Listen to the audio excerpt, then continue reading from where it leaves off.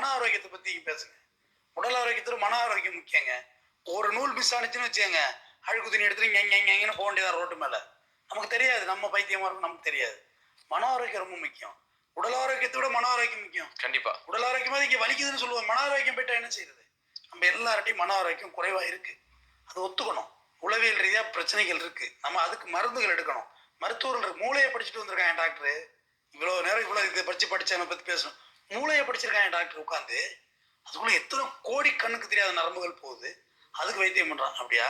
நீங்க psychiatrist doctor போய் எவ்வளவு அழகா டெக்னிக்கா பேசினாலுமே ரைட் இந்த அப்படி இதை வாயில போடு, காலில் போடு, மத்தியானம் போடு, போ, சரியாயிடுறானே. சரியாயிடுறாங்க, நான் பார்த்துட்டு தான் இருக்கோம். எனக்கு தெரியும் ஃபேமஸ் சைக்காட்ரிஸ்ட் ருத்ரன், இன்டர்வியூலாம் கொடுக்க மாட்டாரு. ஏன்னா அவருக்குமே அது பிரச்சனை இருக்கும். திடீர்னு இருந்து போயிடுவாரு, வைத்தியம் பண்ணிட்டு போய் பின்பக்கமாக இருந்து போயிடுவாரு. அவர் வயசு ரொம்ப சீனியர் சிட்டிசனு.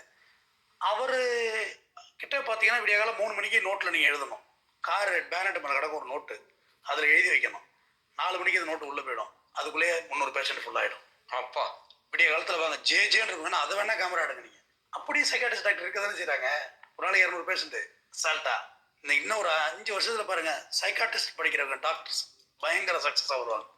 ஏன்னா டிப்ரெஷனுங்கிறது இன்னைக்கு அப்போ அந்த லெவலில் போயிட்டு எல்லாருக்கும் வந்துருச்சு. பயங்கரமா கடன் தொல்லை. இந்த பாரு, நேற்று தான் 1ஆம் தேதி இந்த வந்துட்டு வீட்டு வாடகை வந்துட்டு, கார் இஎம்ஐ வந்துட்டு, எல்லாம் போட்டு அடிச்சு நவத்தி முடிச்சு அப்பாடம் களைச்சு நிற்கிறதுல அடுத்த 1ஆம் தேதி. இது எவ்வளோ பெரிய காம்ப்ளிகேட்டான லைஃப் வாழ்கிறோம். நமக்கு அட்வைஸ் பண்ணுறவங்களே தான் கேட்குறேன், இது எப்படி நீ அட்வைஸ் பண்ணுவோம் அடுத்த லைஃப்பை பார்த்து? இங்கே அவனுக்குள்ள பிரச்சனை என்ன தெரியுமா? பாவமாக இருக்கும். நம்ம எல்லாருக்கும் பாவம் தாங்க, ஃபுல்லாக பிரச்சனையாக இருக்கு. இது கடையில் சொந்த பந்தங்கள், இது கடையில் நண்பர்கள், இது கடையில் நமக்கு தனிப்பட்ட பிரச்சனைகள், எல்லாமே பிரச்சனை தான். பிரச்சனை பிரச்சனை பிரச்சனை. காலையில் எழுந்து சரியான நேரத்துக்கு நீ டாய்லெட்டு போல ஆரம்பிக்கிற பிரச்சனை, நைட்டு படுகிறது, தூக்கத்தில் வரையும் போய் நிற்கிது. வள்ளுவன் சொல்கிறேன், வள்ளுவரோட முடிக்கிறேன் இந்த உடல் ஆரோக்கியத்தை பற்றி. மருந்தன வேண்டாம் யாக்கைக்குமா. யாக்கைன்னா உடம்பு, மெடிசனே வேண்டாம்டா உடம்புக்கு. மருந்தன வேண்டாம் யாக்கைக்கு, மெடிசனே வேண்டாம். சாப்பிட்டது செரிச்சிட்டான்னு பார்த்துட்டு சாப்பிடுந்தான். நன்றி, மிக்க நன்றி.